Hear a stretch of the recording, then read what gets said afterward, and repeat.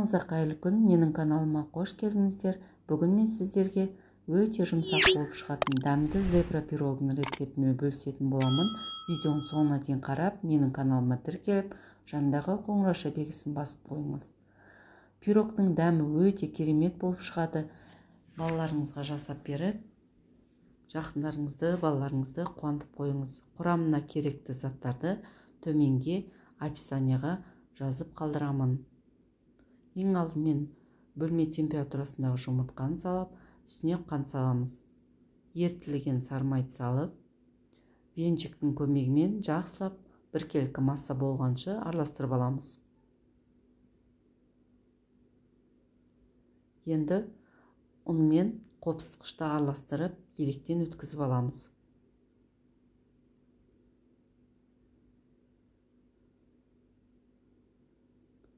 Електен ұнмен қопсытқышта араластырып алған соң, жақсылап қамыр елейтін боламыз.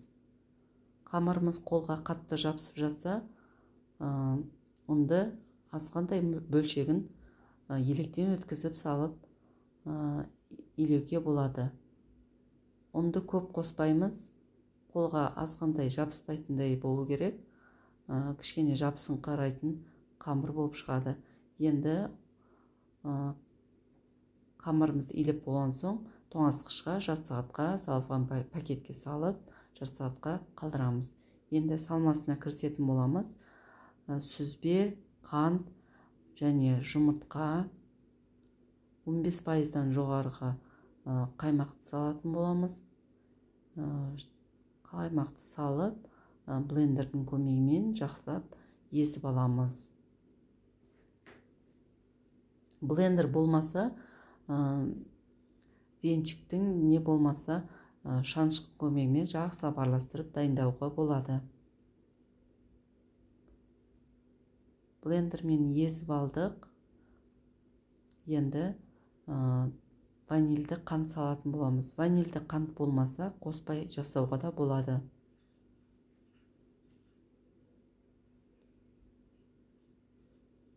Енді осы массамызды теңдей екіге бөлеміз.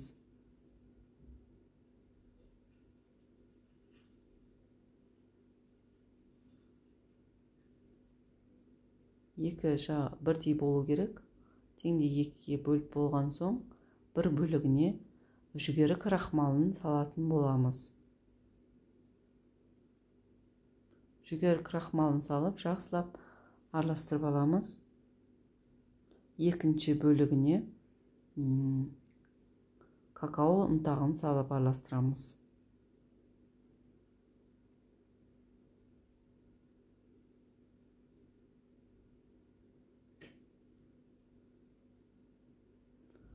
Салмасын дайындап алдық. Енді тоңазытқыштан қамырымызды шығарып, енді қамырымызды жайып аламыз.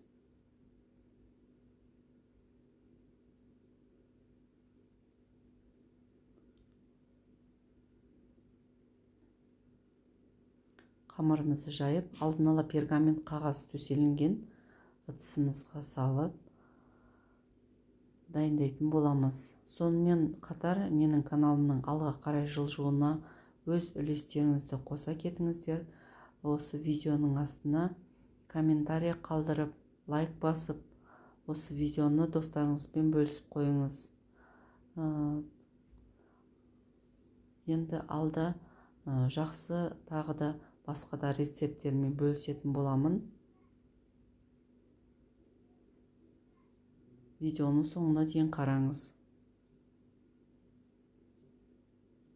Пергамент қағазын төсеп алдық. Формамызға пісіретін духовкамызды алдын ала қыздырып алатын боламыз.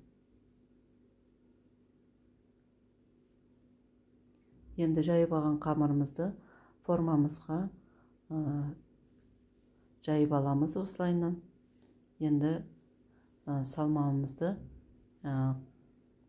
кезек-кезек осылайынан құятын боламыз. Бірінші ақ бөлігін және қара бөлігін. Видеодағыдай тура осылай жасайсыз.